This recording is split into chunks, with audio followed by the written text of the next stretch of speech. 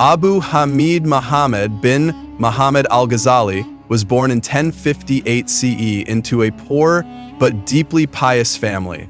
From childhood, his inquisitiveness and unquenchable thirst for comprehension of reality stood unmatched, often being scolded by teachers for asking too many questions and engaging in debate. Ghazali's passion is recalled in a story where as a student, he once encountered highway robbers. They searched his bags and robbed him of his possessions, but he begged that they at least spare his study notes. The leader of the bandits laughed in his face and asked, "Young scholar, what good can all this knowledge be if it was so easily taken from you?" Later recounted as the best piece of advice the young Al-Ghazali received, because from then on, he never failed to memorize all that he wrote, though it couldn't be taken from him. Indeed, Allah blossomed as he studied at the prestigious Nizamiya Institute in Nishapur, ultimately resulting in his teachers being outshone by him, but also praising his breadth of knowledge as sea one could drown in. Knowing yourself starts with an understanding of the human being's two distinct components, the body and the heart, or more specifically, the spiritual heart. There are 5 steps to understanding the heart. First, you must recognize its existence.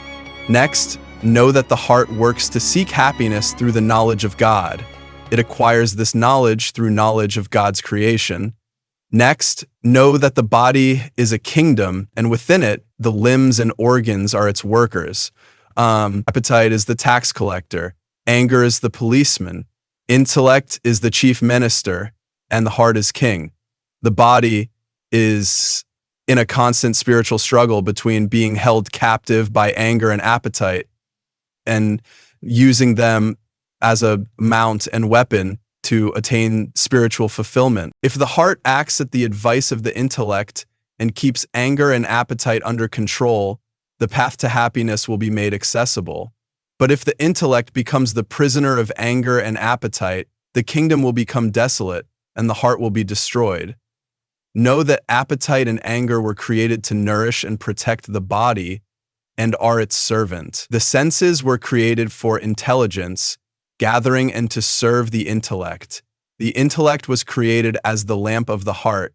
Through its light, the heart may see the divine presence. Thus, the intellect is the servant of the heart. The heart was created to witness the beauty of the divine presence and is its servant. Your time is your life, and much like ice, it is constantly melting away. Do not let time go to waste. Know that time should not be without structure. You must order your day and night, organizing your routine of worship and assigning an activity to each period. This is a method for constant remembrance of God, a necessary ingredient in attaining spiritual happiness. Try to awake from sleep before dawn. A noble time, and let the first words in your heart and on your tongue be the remembrance of God.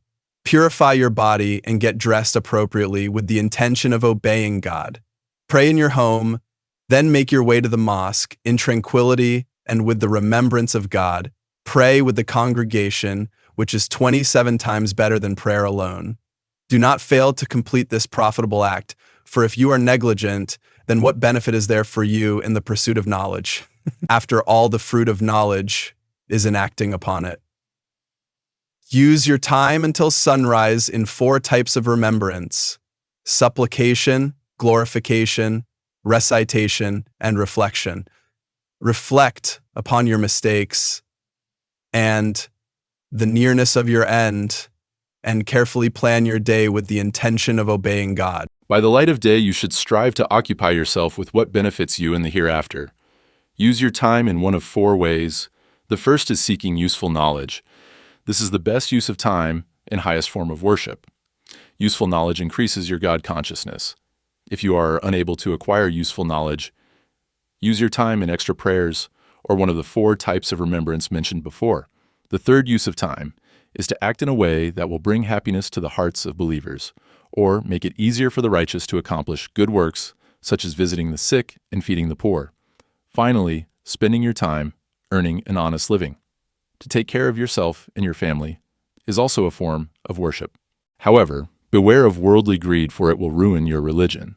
When the sun turns red, try and spend your time glorifying God. The sun should set while you are seeking forgiveness. One must also set aside time for worldly necessities, family, and community.